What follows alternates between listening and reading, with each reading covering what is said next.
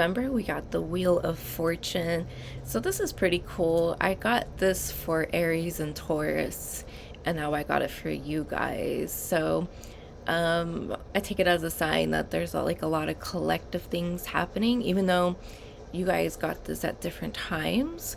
I do feel like because I'm getting this often that there's some kind of activation happening. So with the Wheel of Fortune, it basically just says that things are gonna start churning around in November. Things are the unpredictable things are gonna occur. And that's kind of what it is too. Like as a tarot reader, the Wheel of Fortune is just like it's the wheel in motion, so it hasn't necessarily landed yet, although it could. But it just tells me that your fate is being decided essentially. It's not really a card of a determined outcome. It usually just means that we don't know what the outcome is, and especially because this is a public reading, everyone's different, and so basically you're being judged by the universe and by fate. This is a wheel of fate, and it's turning. So November is a month where it's going to turn, and where it lands will be solely dependent on fate and karma and whatever else is going on in the world. So November, I think, is another month of introspection as well, and another month of just kind of like allowing things to flow.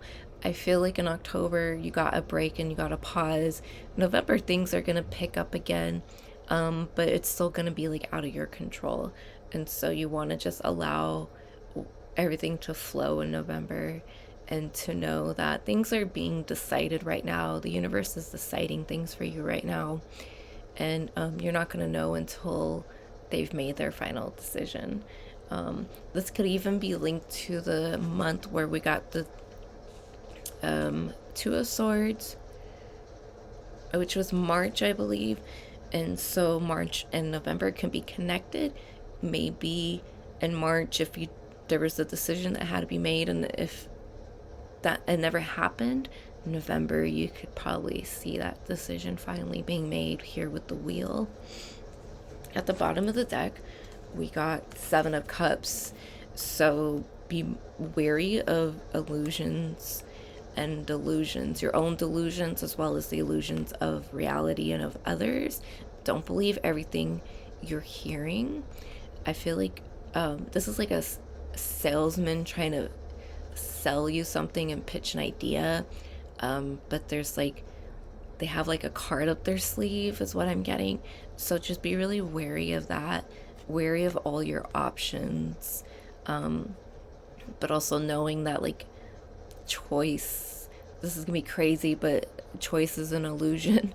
At least when it comes to November, and with like this reading, like the illusion of choice, maybe you think you have a choice but you don't. And like the Wheel of Fortune, we don't have a choice. It's not up to us. So just regardless, whenever it comes to choice, be very mindful of that. You're not getting the full picture. You're not being told everything. There's fine print involved. That's basically the energy for November. So there's some cautionary. At the same time, though, with the wheel, it's generally a very positive thing in the sense that it's very karmic, especially with all the imagery on this card and like what everyone represents. They represent like the four gates. Well, witchcraft, like we call it gates, but it's just like guardians. You're being judged, but it's like divine judgment. It's and it's not like God's judgment per se, which if you're religious, and I don't mean to offend or anything, but these are his court. These are his angels. And yeah, like I don't want to get into it too much, but basically that's what's happening in November.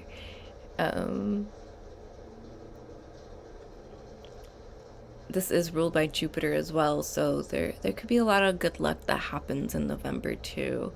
And I did mention something about cards up the sleeve. So if you are gambling, be mindful if you're like doing poker and like playing against other people. But otherwise, I do feel like it is like a good month for like good luck to come into your life. But take caution, like have discernment. Like if you don't typically gamble, then don't just start gambling thinking you're gonna win. And if you do typically gamble, don't take my advice because I don't know what I'm talking about. But like this is just what's coming up. Gambling's coming up. So because of Jupiter, there could be good luck and fortune, but also Jupiter expands everything it touches, so for better or worse. So keep that in mind as well. You could lose a lot of money or you can win a lot of money. Regardless, you want to just kind of like let things be decided by the universe instead of trying to make the decisions for yourself.